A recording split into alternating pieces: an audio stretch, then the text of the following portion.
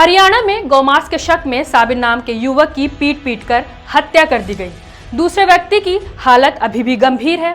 इस मामले में जब हरियाणा के सीएम नायब सैनी से सवाल पूछा गया तो उन्होंने जवाब में कहा कि गौ माता के प्रति गांव के अंदर इतनी श्रद्धा है कि अगर गौ हत्या के बारे में लोगों को पता चल जाए तो गांव के लोगों को कौन ही रोक सकता है।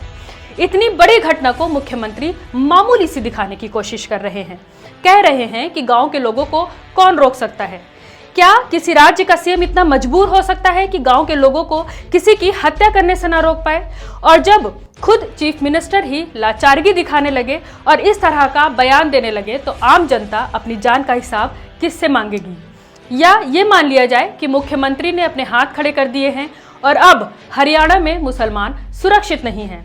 इससे पहले भी हरियाणा में जुनैद और नासिर की भी गौकशी के मामले में पीट कर हत्या कर दी गई थी और एक बार फिर से हरियाणा में